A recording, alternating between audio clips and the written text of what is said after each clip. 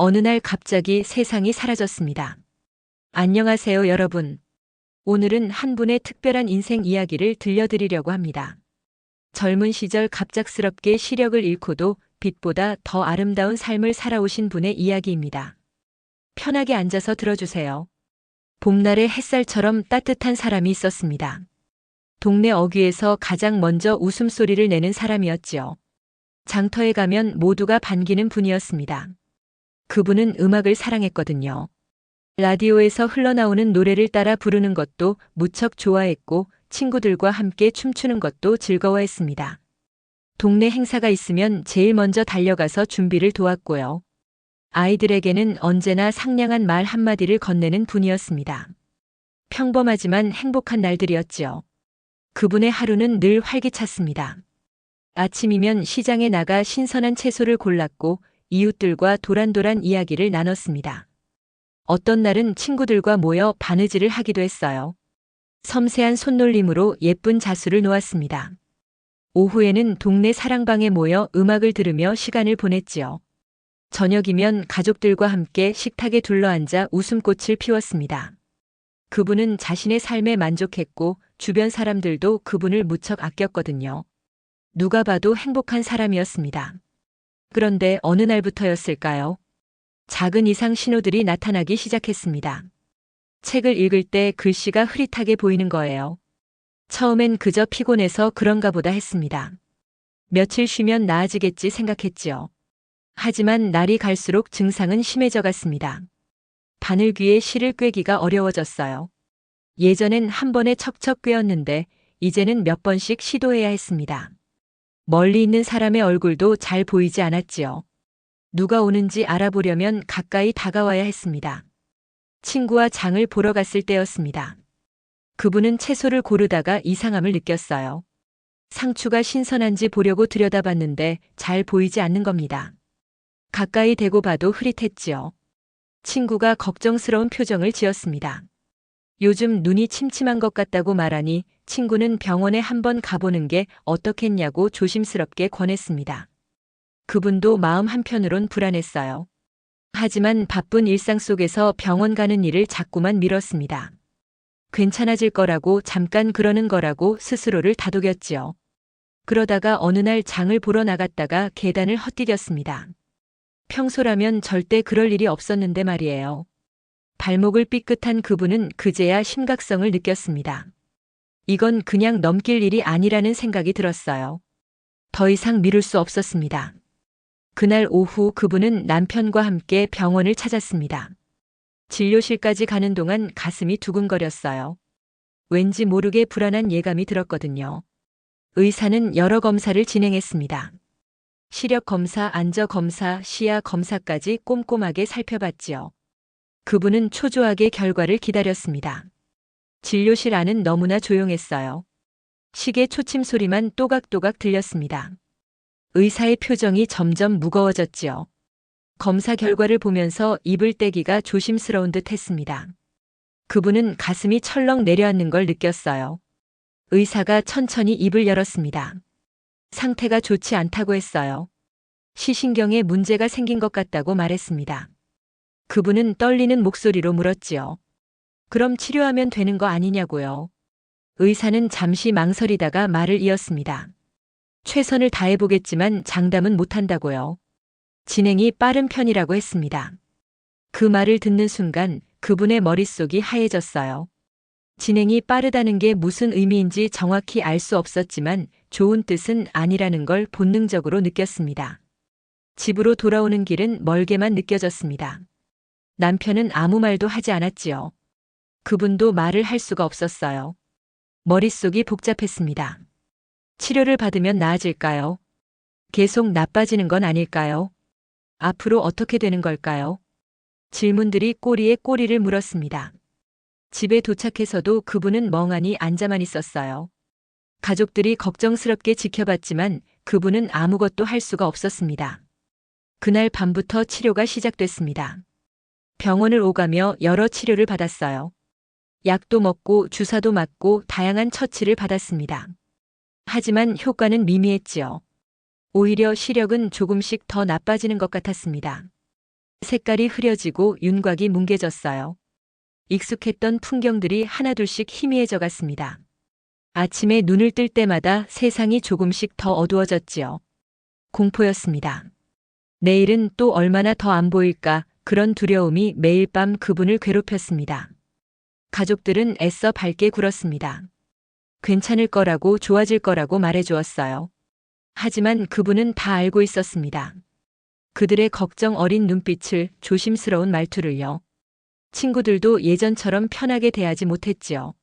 무슨 말을 해야 할지 몰라 어색해했습니다.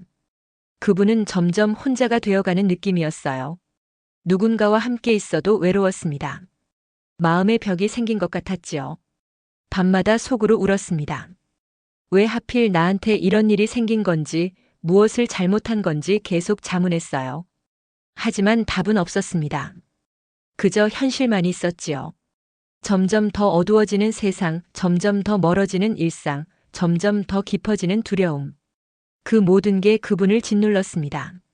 하지만 그분은 아직 몰랐어요. 이 어둠이 끝이 아니라는 것을, 오히려 새로운 시작이 될 수도 있다는 것을요. 평온했던 일상에 생긴 작은 균열은 이제 그분의 삶 전체를 뒤흔들고 있었습니다. 그리고 더 큰 시련이 기다리고 있었지요. 계절이 바뀌고 있었습니다. 그분의 시력도 계절과 함께 변하고 있었어요. 좋아지는 게 아니라 나빠지는 쪽으로요. 치료를 계속 받았지만 소용이 없었습니다. 의사는 더 강한 약을 처방했고 새로운 치료법도 시도했지요. 하지만 병의 진행을 막을 수는 없었습니다. 그분의 눈은 점점 더 세상을 놓아주고 있었어요. 처음엔 흐릿하게나마 보였던 것들이 이제는 거의 보이지 않았습니다. 사람의 얼굴을 구분할 수 없게 됐어요.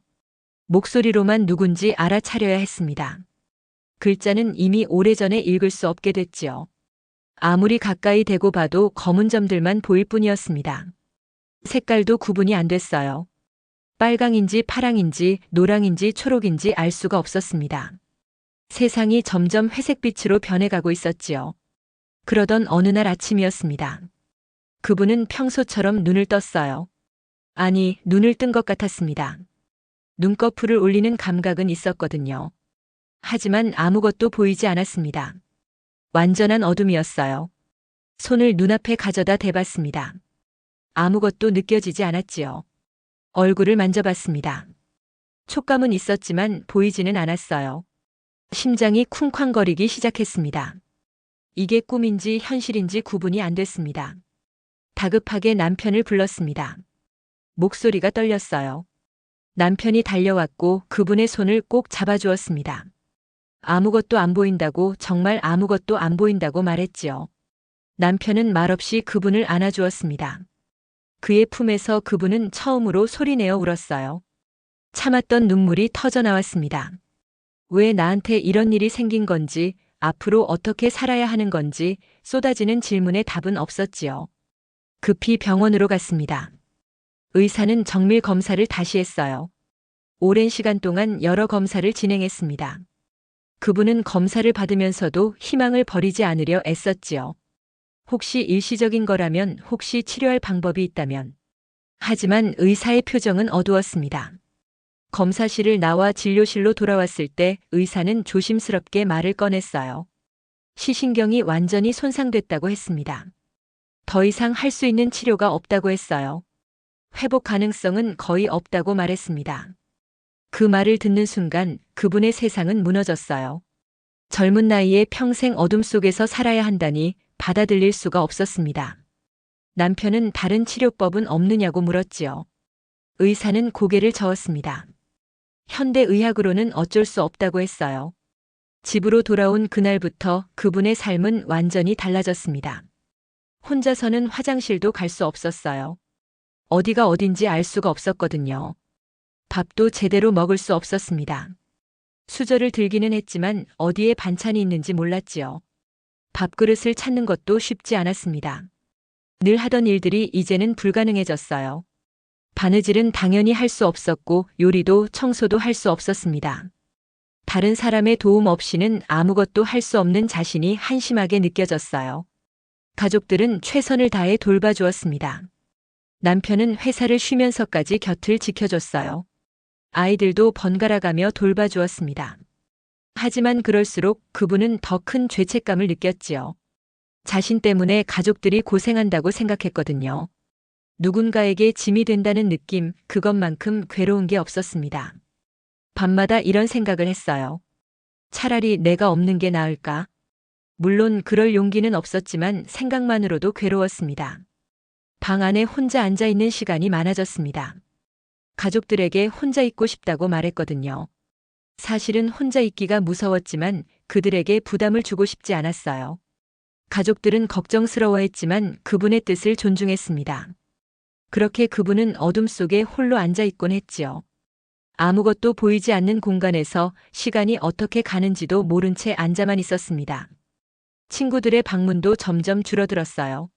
처음 며칠간은 자주 찾아와 위로해주던 친구들도 시간이 지나자 발길이 뜸해졌습니다.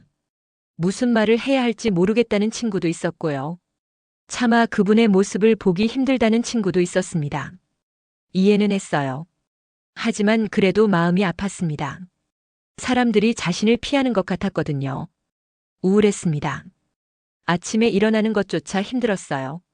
어차피 눈을 떠도 어둠뿐인데 왜 일어나야 하는지 이유를 찾을 수 없었습니다. 식욕도 없었고 말수도 줄었지요. 가족들이 말을 걸어도 대답을 하지 않을 때가 많았습니다. 그저 하루가 빨리 지나가기만을 바랐어요. 그리고 다음 날이 오지 않기를 바랐습니다. 어느 날 옛 친구가 찾아왔습니다. 오랜만이라며 밝게 인사했지요. 그동안 어떻게 지냈냐고 물었습니다. 그분은 힘없이 대답했어요. 그냥 그렇게 지냈다고요. 친구는 이런저런 이야기를 했습니다. 동네 소식도 전해주고 재미있는 일도 들려주었지요. 하지만 그분은 제대로 집중할 수가 없었어요. 머릿속은 온통 자신의 처지 생각뿐이었거든요. 친구가 조심스럽게 물었습니다. 요즘 왜 이러냐고 예전의 모습이 아니라고 했어요. 그분은 대답했습니다. 예전에 나는 볼 수 있었다고 지금의 나는 아무것도 할 수 없다고요. 친구는 말했습니다. 할 수 있는 일이 분명히 있을 거라고요. 하지만 그분은 되물었지요. 뭘 할 수 있냐고 내가 뭘 할 수 있는데 그러냐고 목소리가 높아졌습니다. 친구에게 화를 낼 생각은 없었는데 감정이 터져 나왔어요. 친구는 이해한다고 말했습니다. 힘들다는 것을 안다고 했지요. 그분의 손을 잡아주었어요. 따뜻한 손이었습니다. 그 온기에 그분은 또 눈물을 흘렸지요. 참 많이도 운다고 스스로 생각했습니다. 친구는 그냥 곁에 앉아 있어 주었어요. 아무 말 없이요. 그게 위로가 됐습니다. 밤이면 잠을 이룰 수 없었습니다. 어둠 속에서 과거를 떠올렸어요. 환하게 웃던 날들, 자유롭게 걷던 길들, 아름답던 풍경들. 그 모든 게 이제는 기억 속에만 존재했습니다. 현실은 너무나 잔인했지요. 상처는 갈아졌습니다. 시력을 잃은 것뿐만 아니라 자신감도 희망도 관계도 잃어가고 있었어요. 그분은 깊은 수렁에 빠져 있었습니다. 한밤중이었습니다. 그분은 또 잠을 이루지 못하고 있었어요. 침대에 누워 천장을 향해 눈을 뜬 채로요. 물론 아무것도 보이지 않았지만 습관처럼 그렇게 있곤 했습니다. 옆에선 남편의 고른 숨소리가 들렸지요. 창밖에서는 바람 소리가 들려왔습니다. 나무 잎사귀들이 바스락거리는 소리, 멀리서 개 짖는 소리, 그런 소리들이 어둠 속에서 더 또렷하게 들렸어요. 문득 이런 생각이 들었습니다. 이대로 계속 이렇게 살 수는 없다고요. 매일 우울해하고 방 안에만 틀어박혀 있고 가족들에게 짐만 되는 삶. 그건 살아있는 게 아니라 그저 숨만 쉬는 거라고 느껴졌습니다. 스스로에게 솔직해졌어요. 이러다간 정말 죽을 것 같다고요. 변해야 했습니다. 뭔가 달라져야 했어요. 하지만 어떻게, 무엇을 해야 할까요? 답은 쉽게 나오지 않았습니다. 다음 날 아침 남편이 라디오를 틀어놓았습니다. 평소처럼요. 라디오에서는 한 사람의 인터뷰가 흘러나왔어요. 시각장애를 가진 분이 점자를 배워 책을 읽게 됐다는 이야기였습니다. 그분의 목소리는 밝았어요. 점자를 배우고 나서 세상이 다시 열린 것 같았다고 했습니다. 글을 읽을 수 있다는 것, 그게 얼마나 큰 기쁨인지 모르겠다고 말했지요. 그분은 귀를 기울였습니다. 점자라. 들어본 적은 있었지만 자신과는 상관없는 일이라고 생각했었지요. 하지만 지금은 달랐습니다. 그것도 하나의 방법이 될 수 있겠다는 생각이 들었어요. 나도 배워볼까? 조심스럽게 남편에게 말했습니다. 점자를 배워보고 싶다고요. 남편의 목소리에 활기가 돌았습니다. 정말 좋은 생각이라고 어디서 배울 수 있는지 알아보겠다고 했지요. 오랜만에 그분이 먼저 뭔가를 하겠다고 한 거였거든요. 며칠 후 점자를 가르쳐 줄 선생님이 집으로 찾아왔습니다. 나이 지긋한 여성이었어요. 그분도 시각장애인이라고 했습니다. 선생님의 목소리는 따뜻하고 단호했어요. 처음엔 어려울 거라고 했습니다. 하지만 포기하지 않으면 반드시 할 수 있다고 말했지요. 그분은 고개를 끄덕였습니다. 할 수 있을까? 불안했지만 해보기로 했어요. 점자를 배우는 건 생각보다 훨씬 어려웠습니다. 손끝으로 작은 돌기들을 느껴야 했는데 처음엔 그게 뭔지 구분이 안 됐어요. 모든 게 똑같이 느껴졌습니다. 선생님은 인내심 있게 가르쳐 주었어요. 이건 기억이고 이건 니은이라고 설명했습니다. 천천히 만져보라고 했지요. 그분은 몇 번이고 반복해서 만져봤습니다. 손끝에 집중했어요. 서서히 차이가 느껴지기 시작했습니다. 하지만 쉽지 않았어요. 한 글자를 익히는데 며칠이 걸렸습니다. 손끝이 아프고 따가웠지만 멈추지 않았어요. 매일 연습했습니다. 선생님이 오지 않는 날에도 혼자 점자판을 만지작거렸지요. 한 글자 한 글자 익혀나갔습니다. 처음으로 한 단어를 읽었을 때 그분은 소리쳤어요. 여보, 나 지금 사랑이라고 읽었다고요. 남편도 함께 기뻐해 주었습니다. 작은 성취였지만 그분에게는 엄청난 승리였어요. 하지만 점자만 배운다고 일상이 달라지는 건 아니었습니다. 여전히 혼자서는 아무것도 할 수 없었어요. 걷는 것조차 어려웠습니다. 집 안 구조는 머리로 알고 있었지만 막상 걸으려고 하면 무서웠거든요. 어디 부딪힐까봐, 넘어질까봐 두려웠습니다. 그래서 대부분의 시간을 한자리에 앉아서 보냈지요. 선생님이 말했습니다. 점자도 중요하지만 걷는 법을 배우는 게 더 중요하다고요. 지팡이 사용법을 가르쳐 주겠다고 했습니다. 그분은 망설였어요. 지팡이라니, 그건 정말 시각장애인이 되는 거잖아요. 인정하고 싶지 않았습니다. 하지만 선생님은 단호하게 말했지요. 현실을 받아들여야 앞으로 나아갈 수 있다고요. 지팡이를 손에 쥐었습니다. 낯선 느낌이었어요. 선생님이 사용법을 설명했습니다. 앞을 더듬으며 걷는 거라고 장애물을 미리 감지하는 거라고 했지요. 그분은 조심조심 걸음을 옮겼습니다. 한 걸음, 두 걸음. 너무 느렸어요. 그런데 벽에 부딪혔습니다. 지팡이로 확인했는데도 부딪힌 거예요. 좌절스러웠습니다. 선생님은 괜찮다고 했습니다. 처음엔 다 그렇다고 시간이 걸린다고 말했어요. 계속 연습하면 된다고 했지요. 그분은 다시 시도했습니다. 또 부딪혔어요. 무릎이 까졌습니다. 아팠지만 계속했습니다. 넘어지면 일어나고 부딪히면 다시 걷고. 그렇게 반복했어요. 며칠이 지나고 몇 주가 지났습니다. 조금씩 나아졌어요. 집안을 걷는 게 조금 더 수월해졌습니다. 화장실도 혼자 갈 수 있게 됐지요. 작은 성공이었지만 그분에게는 큰 의미였습니다. 혼자 할 수 있는 일이 하나씩 늘어나는 게 기뻤어요. 어느 날 저녁 그분은 혼자 생각에 잠겼습니다. 지난 시간들을 돌아보니 많이 변해 있었어요. 처음 시력을 잃었을 때의 절망감은 여전했지만 이제는 뭔가 다른 감정도 느껴졌습니다. 희망이랄까요? 작은 희망이지만 분명히 있었어요. 스스로에게 다짐했습니다. 내가 볼 수 없더라도 마음으로 세상을 느낄 수 있다고요. 눈으로 보지 못해도 손으로 느낄 수 있고 귀로 들을 수 있고 마음으로 느낄 수 있다고 생각했습니다.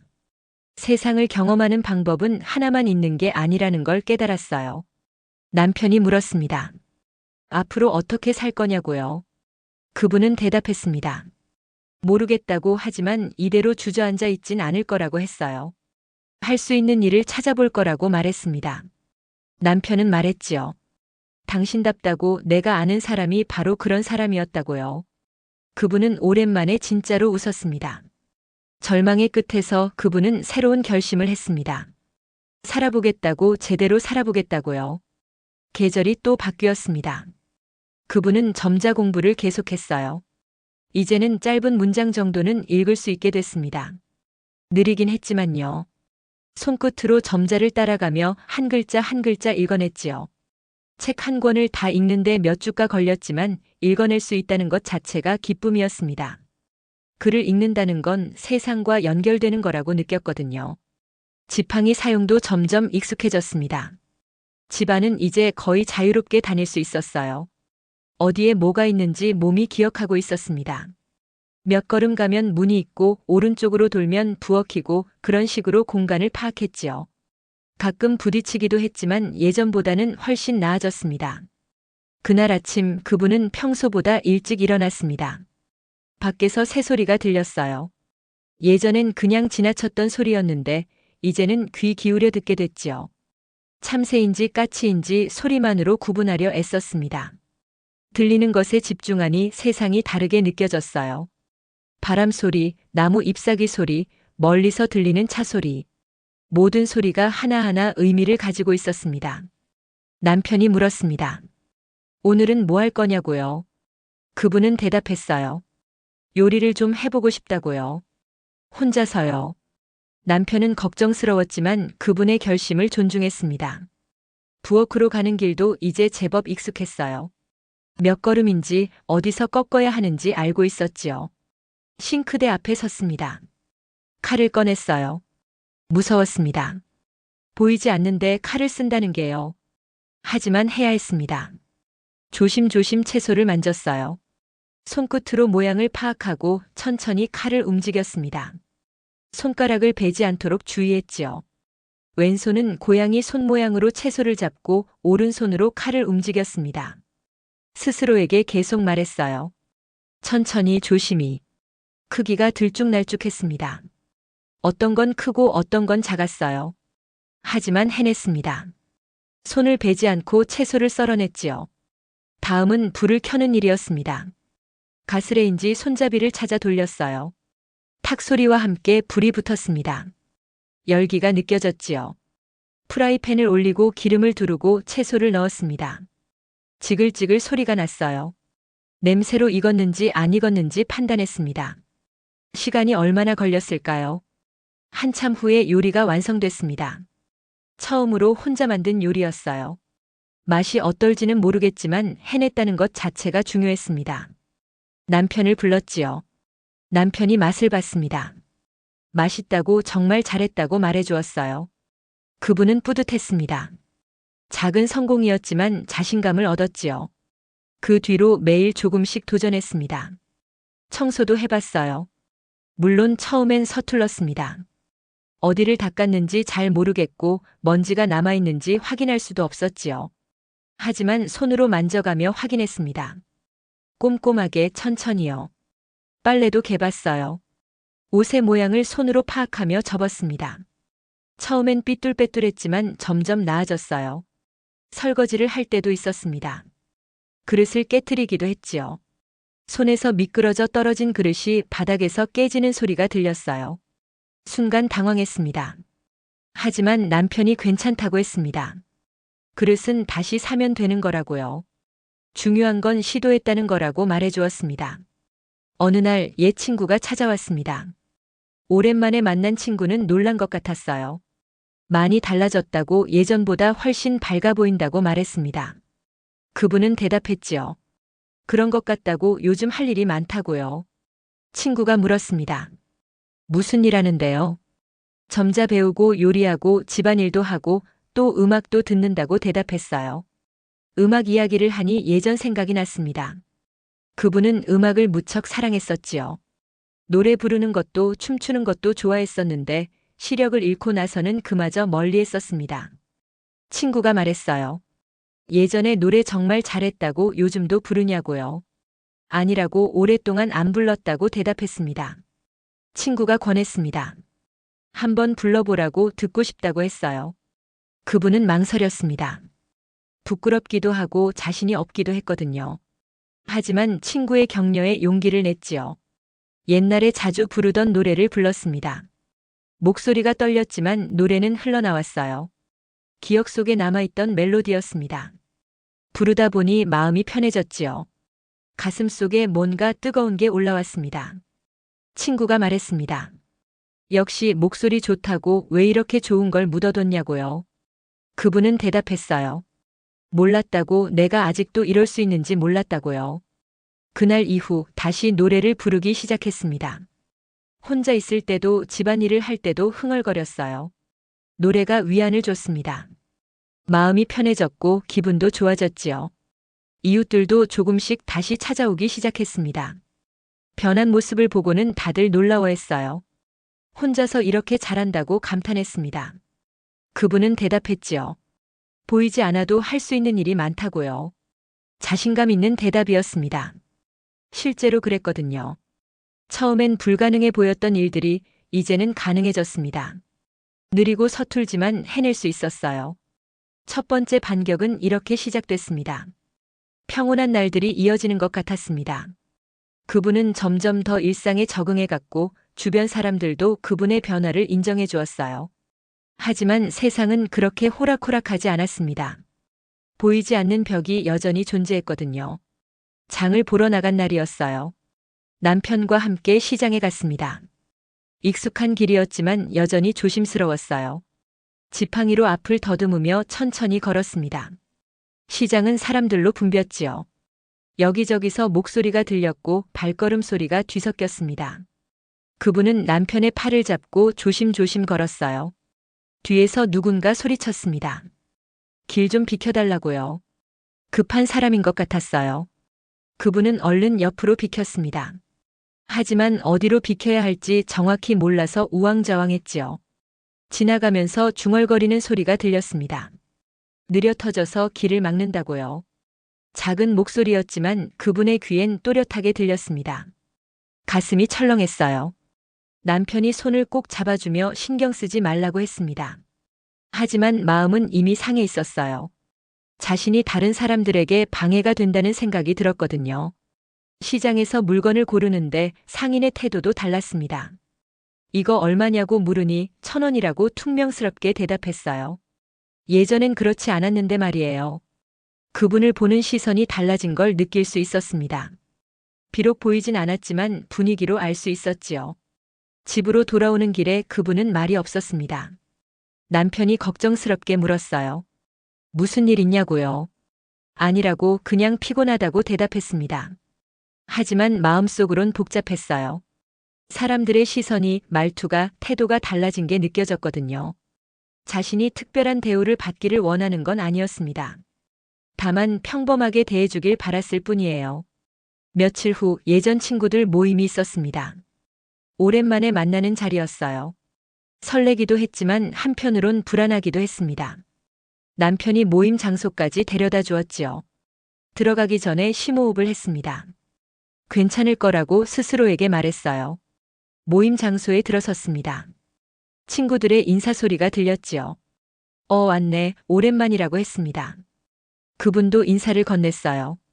그래, 잘 지냈다고 대답했습니다. 대화가 오갔습니다. 하지만 뭔가 이상했어요. 예전처럼 편하지 않았습니다. 어색한 침묵이 자주 흘렀지요. 친구 하나가 물었습니다. 요즘 뭐 하며 지내냐고요? 그분은 대답했어요. 점자 배우고 요리도 하고 나름 바쁘게 지낸다고요. 아, 그래, 대단하다고 친구가 말했습니다. 하지만 진심이 느껴지지 않았어요. 형식적인 말투였습니다. 다른 친구들끼리 이야기를 주고받기 시작했습니다. 어제 등산 갔던 이야기를 했어요. 산에서 경치가 정말 좋았다고, 단풍이 아름다웠다고 말했습니다. 그분은 대화에 끼기 어려웠어요. 볼 수 없는 풍경 이야기, 시각적인 경험들. 공감할 수 없는 이야기들이었지요. 한 친구가 뒤늦게 미안하다고 말했습니다. 배려 없이 얘기했다고요. 괜찮다고, 신경 쓰지 말라고 대답했습니다. 하지만 속은 쓸쓸했어요. 자신이 끼어들 자리가 없다는 느껴졌거든요. 대화는 계속됐지만 그분은 점점 더 외톨이가 되어갔습니다. 친구들도 불편해하는 게 느껴졌어요. 무슨 말을 해야 할지 모르는 것 같았습니다. 모임이 끝나고 집으로 돌아왔습니다. 남편이 어땠냐고 물었지요. 좋았다고 대답했습니다. 거짓말이었어요. 전혀 좋지 않았습니다. 오히려 더 외로웠지요. 그날 밤 잠이 오지 않았습니다. 친구들과의 시간을 떠올렸어요. 예전엔 그렇게 편하고 즐거웠는데 이제는 어색하고 불편했습니다. 다음 주에 동네 행사가 있었습니다. 예전엔 항상 참여했던 행사였지요. 올해도 가볼까 망설였습니다. 사람들이 날 어떻게 볼까 두려웠거든요. 하지만 남편의 권유에 용기를 냈습니다. 행사장으로 갔어요. 많은 사람들이 모여 있었습니다. 시끌벅적했지요.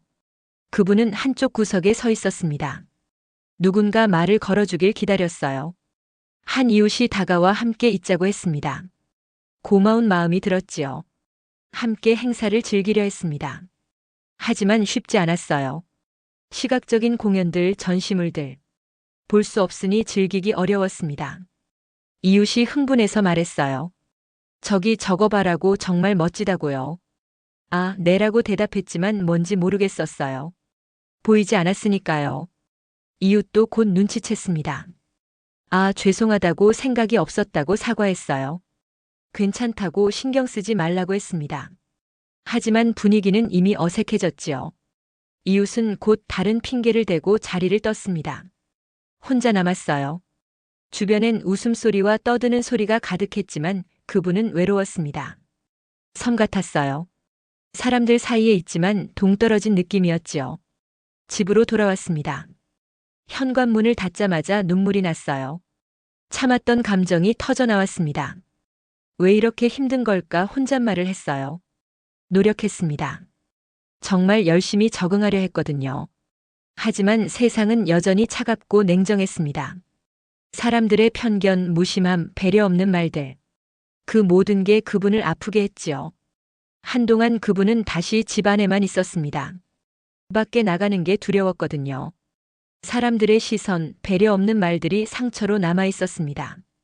남편은 걱정했지만 억지로 끌어낼 수는 없었지요. 그냥 곁에 있어주는 수밖에요. 그분도 이러면 안 된다는 걸 알았습니다. 하지만 용기가 나지 않았어요. 그러던 어느 날 이웃집 아주머니가 찾아왔습니다. 부탁이 하나 있다고 했어요. 무슨 부탁이냐고 물었습니다. 자기 딸이 학교 숙제로 점자를 배워야 하는데 가르쳐 줄 사람이 없다고 했어요. 혹시 도와줄 수 있냐고 조심스럽게 물었습니다. 점자를 가르쳐 달라니. 그분은 잠시 망설였습니다.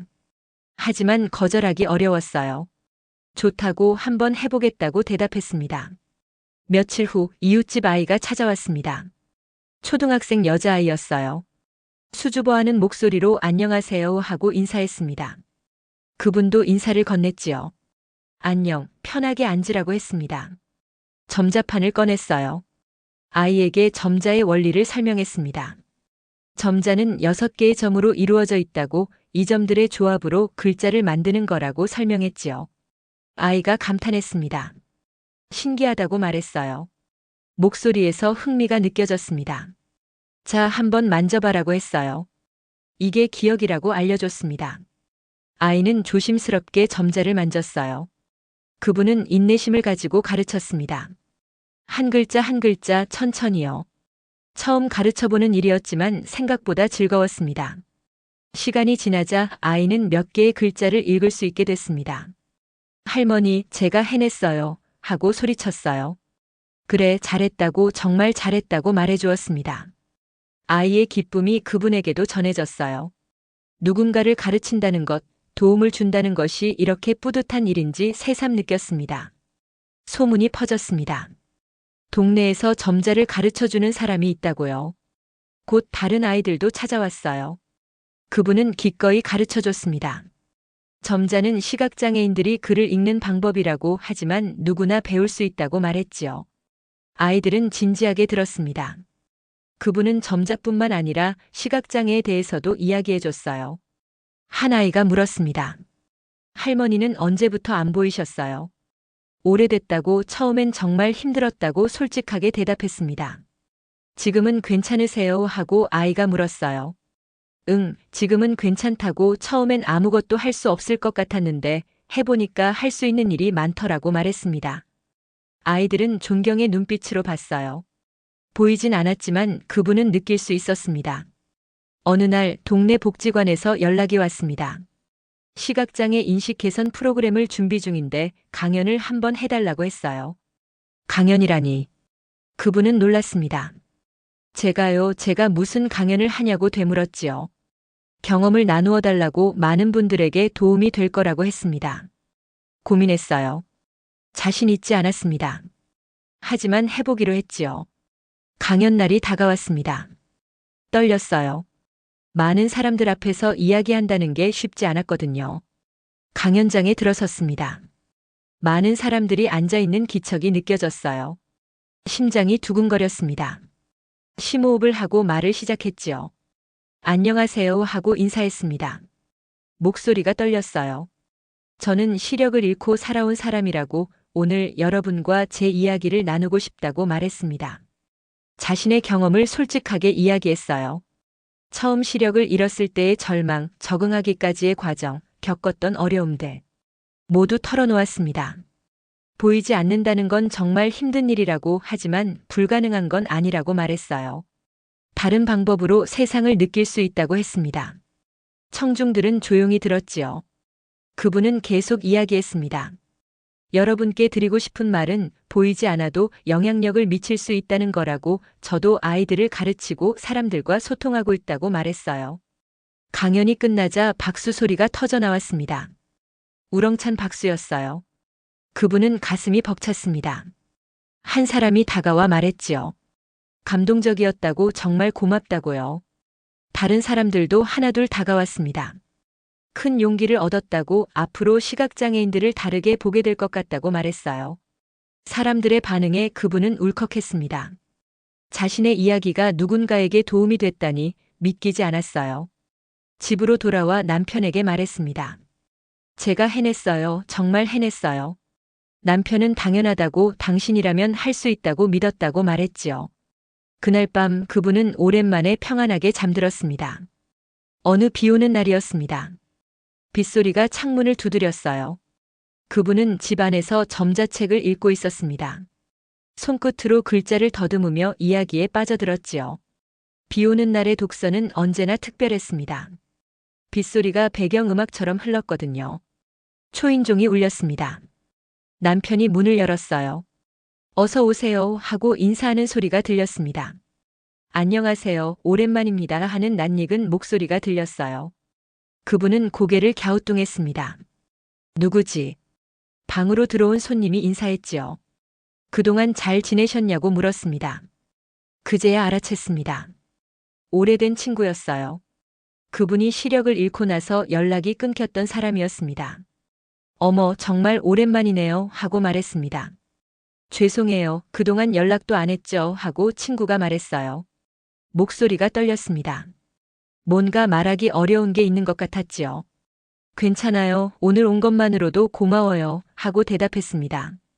친구는 잠시 망설이다가 입을 열었어요. 사실은 할 말이 있어서 왔다고 했습니다. 당신이 시력을 잃었을 때 저는 너무 충격을 받았다고요. 어떻게 대해야 할지 몰랐다고 말했습니다. 알아요. 다들 그랬어요. 하고 그분이 말했지요. 하지만 친구는 계속 말을 이었습니다.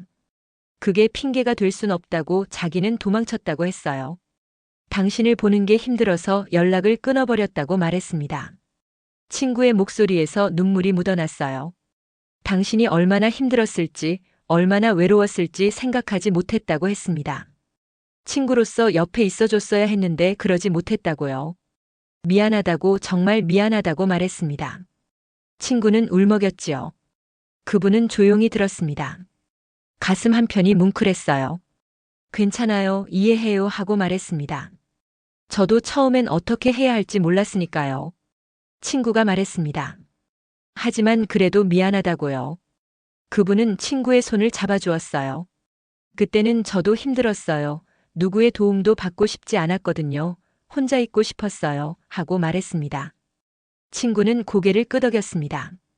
최근에 당신 이야기를 들었다고 했어요. 아이들에게 점자를 가르치고 강연도 한다면서요. 네, 작은 일이지만 하고 있어요. 하고 대답했습니다. 대단해요. 정말 대단해요. 하고 친구가 말했지요. 저는 당신을 포기한 거나 마찬가지인데 당신은 포기하지 않았네요. 포기하고 싶을 때도 많았어요. 하지만 그러면 안 될 것 같았어요. 하고 그분이 말했습니다. 두 사람은 오랫동안 이야기를 나눴어요. 지난 시간들, 서로의 마음, 그동안 못했던 말들을요. 앞으로는 자주 올게요. 약속해요. 하고 친구가 말했습니다. 고마워요. 정말 고마워요. 하고 그분이 대답했지요. 친구가 돌아간 후 그분은 많은 생각에 잠겼습니다.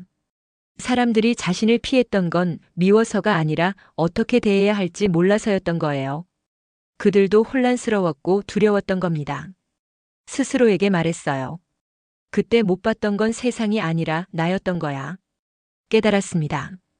자신만 힘들다고 생각했어요. 사람들이 자신을 이해해주지 않는다고 원망했지요. 하지만 사실은 그분도 사람들을 이해하지 못했던 겁니다. 시력을 잃은 건 그분이었지만 어떻게 대해야 할지 모르는 사람들도 고통스러웠어요. 그들도 친구를 잃는 게 두려웠고 상처 주고 싶지 않았던 겁니다. 그래서 거리를 뒀던 거예요. 내가 먼저 마음을 열었어야 했어 하고 스스로에게 말했습니다. 그분이 먼저 괜찮다고 이야기해도 된다고 함께 있어도 된다고 말했어야 했어요. 다음 날 오래된 친구들에게 연락했습니다. 만나자고요. 정말 좋아, 언제 만날까 하고 친구들은 기뻐했습니다. 사실 그들도 연락하고 싶었지만 용기가 없었던 거예요. 모임 날 친구들이 모였습니다. 처음엔 어색했지만 곧 대화가 오갔지요. 그동안 미안했어. 내가 먼저 연락했어야 했는데 하고 한 친구가 말했습니다. 아니에요. 저도 문을 닫아버렸어요. 이제는 다르게 해보려고요. 하고 그분이 대답했습니다. 우리 예전처럼 지내자, 편하게 하고 친구들이 말했어요. 그래요. 편하게 지내요. 친구들은 약속했습니다. 그리고 실제로 그렇게 됐어요. 예전의 그 편안함은 아니었지만 새로운 방식의 편안함이 생겼습니다. 세월이 흘렀습니다. 그분의 머리는 하얗게 새었고 손엔 주름이 깊게 패였어요. 하지만 마음만큼은 여전히 젊었습니다. 아니, 어쩌면 더 풍요로워졌을지도 모르겠습니다. 삶의 무게를 견디며 단단해진 마음이었거든요. 요즘 그분은 복지관에서 정기적으로 강연을 하고 있었습니다. 시각장애인들을 위한 멘토 역할도 하고 있었지요. 새로 시력을 잃은 사람들에게 희망을 주는 일이었어요. 처음엔 세상이 끝난 것 같을 거라고 말했습니다. 저도 그랬으니까요. 하지만 끝이 아니에요. 새로운 시작이에요. 다르게 사는 방법을 배우는 거죠 하고 말해주었습니다. 한 젊은이가 물었습니다. 정말 그럴 수 있을까요? 목소리는 절망적이었어요. 할 수 있어요. 시간이 걸리겠지만 분명히 할 수 있어요. 제가 증명이잖아요. 하고 그분이 대답했습니다. 젊은이는 조금 위안을 받는 것 같았어요. 도와드릴게요. 혼자가 아니에요. 하고 약속했습니다. 그리고 실제로 도왔지요. 점자를 가르치고 일상생활 방법을 알려주고 무엇보다 정서적인 지지를 해주었습니다. 동네 아이들은 여전히 그분을 찾아왔습니다. 이제는 손주뻘 되는 아이들이었어요. 할머니, 오늘도 이야기해주세요 하고 아이들이 졸으면 옛날 이야기를 들려주곤 했습니다. 자신의 경험담도 들려주었지요. 할머니가 처음 점자를 배웠을 때 말이야 하고 시작하면 아이들은 눈을 반짝이며 들었습니다. 그분의 이야기는 언제나 교훈과 감동이 있었거든요. 한 아이가 말했습니다. 할머니는 정말 대단하세요. 아니란다. 할머니도 그냥 평범한 사람이야. 다만 포기하지 않았을 뿐이지 하고 겸손하게 대답했습니다. 하지만 그 말 속엔 깊은 의미가 담겨 있었어요. 어느 날 저녁 가족들이 모두 모였습니다. 손주들까지요. 시끌벅적한 저녁 식사였어요. 할머니, 제가 학교에서 발표 잘했어요.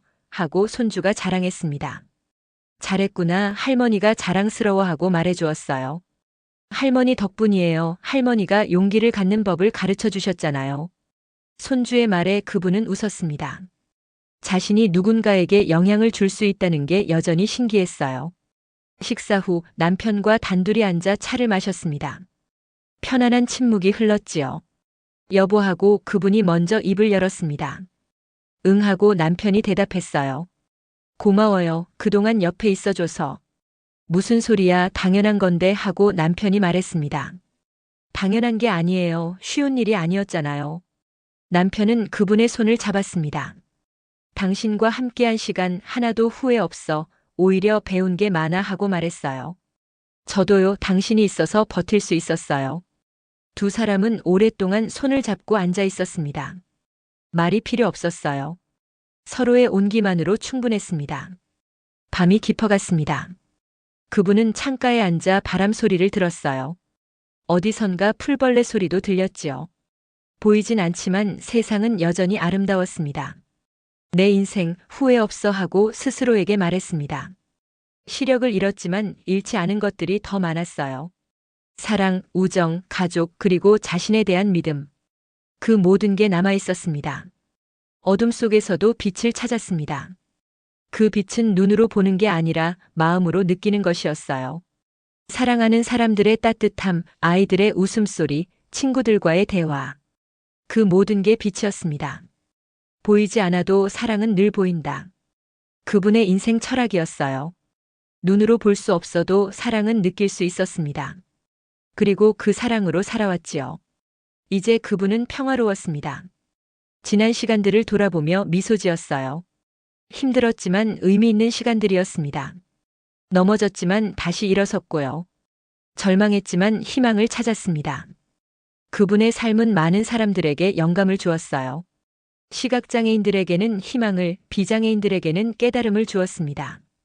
보이지 않아도 충분히 의미 있는 삶을 살 수 있다는 것을 몸소 보여줬지요. 달빛이 창문으로 들어왔습니다. 물론 그분은 볼 수 없었지만 느낄 수 있었어요. 따뜻한 기운이 느껴졌습니다. 오늘도 좋은 하루였어 하고 혼잣말을 했습니다. 내일도 좋은 하루가 되길 바라며 그분은 잠자리에 들었어요. 편안한 잠이었습니다. 세상은 계속 돌아갔습니다. 그 속에서 그분은 자신의 자리를 찾았어요. 크지 않지만 의미 있는 자리였습니다. 누군가에게 도움을 주고 사랑을 나누고 희망을 주는 사람. 그게 바로 그분이었습니다. 어둠은 여전했어요. 하지만 더 이상 두렵지 않았습니다. 어둠 속에서도 사랑은 빛났고 그 빛으로 충분했지요. 그분의 삶이 그것을 증명했습니다. 보이지 않아도 사랑은 보입니다. 느낄 수 있고 나눌 수 있고 전할 수 있습니다. 그게 바로 그분이 우리에게 남긴 메시지예요. 그 메시지는 오늘도 많은 사람들의 가슴 속에 울림으로 남아 있습니다. 감사합니다. 구독과 좋아요, 댓글은 저에게 큰 힘이 됩니다.